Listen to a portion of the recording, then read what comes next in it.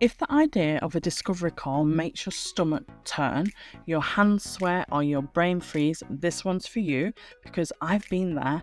And today, I'm walking you through the very real fear of selling yourself, why it happens, and what finally helped me move through it.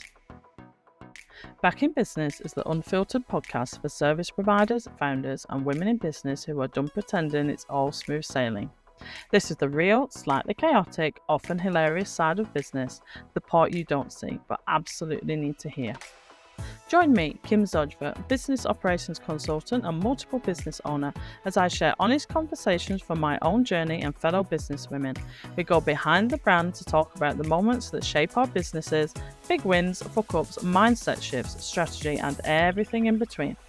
This is Business, Unfiltered, and you're not doing it alone.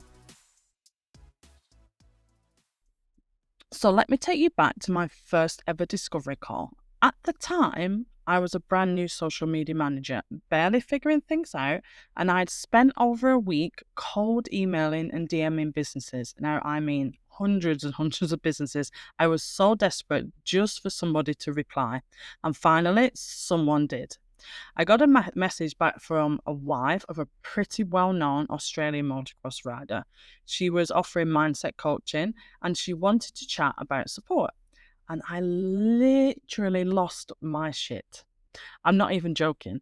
I spent 2 days writing scripts, researching her brand, Googling how to sell yourself on Zoom, and creating this little weird discovery call shrine around my laptop. I had scripts literally blue-tacked to the back of the wall behind my screen like a total lunatic, notes on pricing, mindset notes, because I'd never worked in mindset before. So I took all these notes about mindset work, how to speak, what not to say, what to do, how to sit, where to put my head. Like, I literally could not breathe. The day of the call, I had to sort the kids going to my mum's. So there'd be like literally no background noise. I couldn't work. I had like full body nerves. I was in and out of the toilet for hours and literally shitting myself. And then she was late.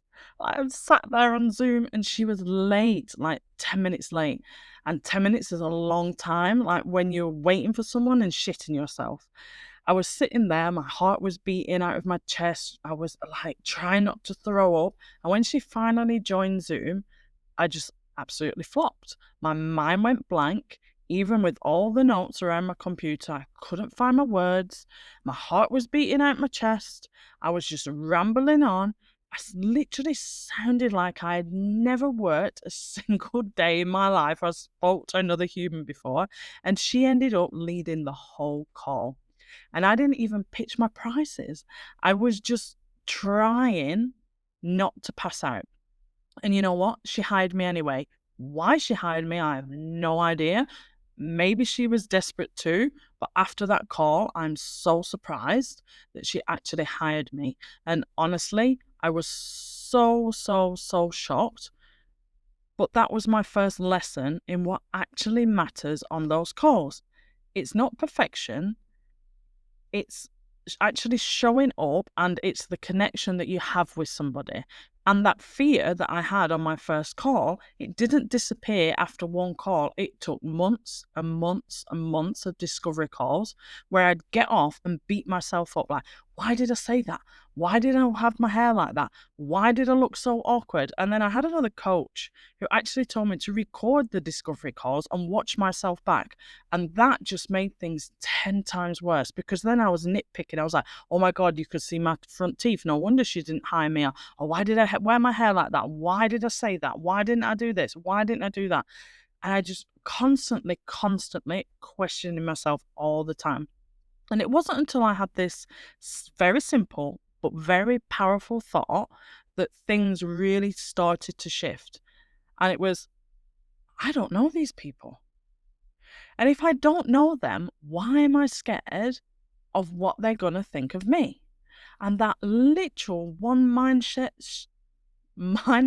shift changed everything, because it reminded me that a discovery call isn't a job interview.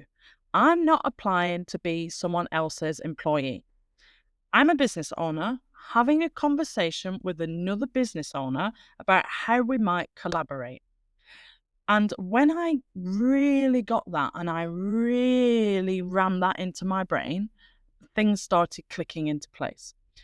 So if you're at that stage where discovery calls are still giving you high levels of anxiety, here's the things that I want you to know. First, it's normal. It's so fucking normal to get nervous. You're not weird. You're not bad at business. It's just a skill like anything else. But where the real shift happens is first, you should stop thinking of it as selling yourself. And I know you'll see a lot of things on Instagram where people are like, learn how to sell yourself, learn how to market yourself. But you're not trying to convince someone you are good enough. You're exploring whether you and this client are a good fit.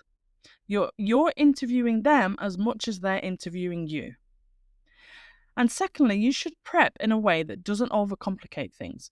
So what I do now is I review their intake form and check out their socials and their website only an hour before the call.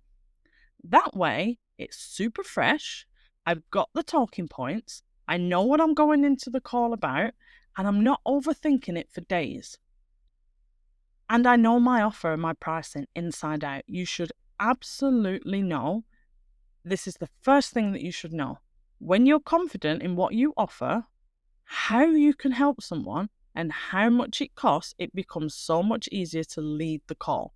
If you're hesitant when it comes to pricing and somebody asks you, oh, well, how much would that be then? And you're like, oh, well, maybe I could do it for this price. Or, oh, I usually charge this price. But if you think it's so expensive, like, don't put yourself down on the call. Be super confident, like, okay, for this support, this support, this support, it's XYZ amount. And that's the thing that you need to work on, not the script. And I would create a very simple call outline. You need to lead the call. The worst thing that can happen is that you let the client lead the call. Then you become automatically employee mode or lower level status. In my experience, not everyone's going to agree with that, but that's my experience. So I would make sure that I know every time I go into a call, I'm going to get on there, I'm going to be like, hi, and I'm going to introduce myself, and I'm going to let them introduce themselves, and then I'm going to ask, bam, straight in, ask them about the business, ask them about the challenges and what they're needing help with the most. And then you're going to dive right in to how you can help them. You're going to share your services and how that would work. And then you're going to outline the next steps. If they want to work with you, what is the next steps they need to take? And then they'll leave the floor open for some questions. I would stick to it, practice it, and own it. And you need to understand that if they still don't want to work with you, it doesn't mean you did something wrong. Rejection does not mean that you were in the wrong. Sometimes it's just timing, sometimes it's the client's budget, and yes, sometimes it is you. Maybe your offer wasn't clear, maybe your energy was off, because we all have bad days, right? But if it is a consistent no, then take that as data. Review how you're showing up, how you're explaining your services, and whether your positioning is aligned, but don't internalize it as failure. It's business, it's information. So let's build on that. So today I take calls without any scripts because I trust myself and I truly, truly believe in what I offer. That's the biggest thing I want you to take from this. When you believe in what you do, it becomes so much easier to talk about it. The more clear, confident, and aligned you are in your services, the more discovery calls feel like conversations, not interviews. Because remember, if you're not asking for permission, you're offering support. And when you get it right, the shift is huge. If you want more support in this kind of stuff, from like discovery calls, pricing confidence, and just to speak to other people who have been going through or are going through the same thing, then come and join us inside the club. It's my lovely low-cost community. It's the price of a coffee per month, and it's for service providers who want actual support and strategy. So we're here for you. and I'm happy to answer any questions. And if you haven't yet subscribed to my newsletter, please do so. You'll find everything linked in the show notes below. And again, thank you for being here, and I will see you next week.